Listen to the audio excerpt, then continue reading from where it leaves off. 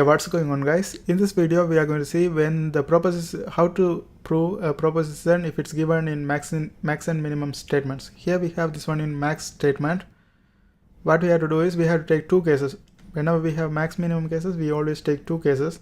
Here first we say let x comma y belongs to a real number. In the case one we say that y is less than or equal to x. Okay, so in this case our x is the maximum value, so we can say max of x comma y is equal to x.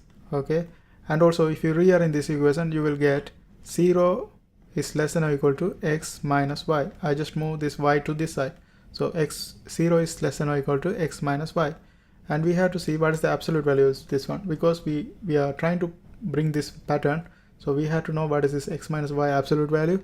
That is equivalent to x minus y. Okay, we are going to use this one later, so in order to do that, first we have to bring some pattern like this. Now the next thing is, we know that max of x comma y is equal to x, and this is equivalent to half times x plus x.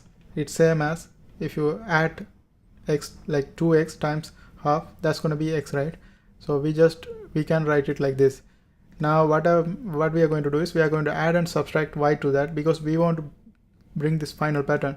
So half x minus y plus x plus y, and we know that x minus y is equivalent to absolute value of x minus y. So we can also write this one as half x, instead of x minus y I put x minus y plus x plus y. Okay, so we prove this one, we bring this pattern. This is by case 1, but it's not enough, we have to take the case 2 too. Case 2 is opposite of this one. Now let's go ahead and look at the case 2. In case 2 we take the opposite, like here we have y is less than or equal to x. The opposite is y is greater than x, or you can say x is greater than y, x is less than y, because here x is greater than y, here x is less than y. And then in this case we have y is maximum x comma y is equal to y, and if you rearrange this equation, here x minus y is equal to 0, so this is going to be just x minus y is not equal to 0, greater than 0, like x minus y is less than 0 if you rearrange this equation. And in this one we can say x minus y absolute value is equivalent to y minus x. Here I put the opposite order, because as I go ahead and solve the rest of them, you will see we are going to replace this one with this one. Okay, because we want to bring this pattern.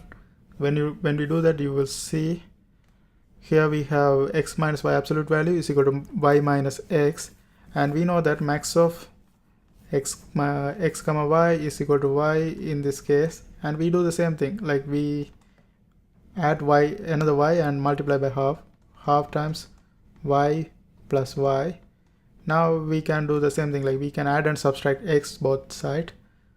So here we are going to do y minus x plus y plus x.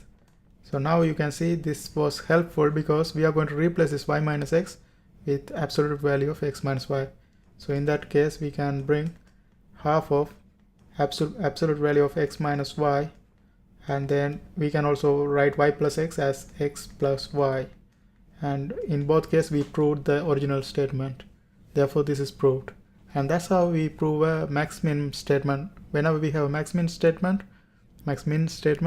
we have to take two cases and prove both of them. If both of them are true, then the original statement is correct, and that's how we do that. And if you are trying to learn discrete mathematics, there are a bunch of videos in my playlist. I hope you guys watch that too, and don't forget to subscribe. See you next time.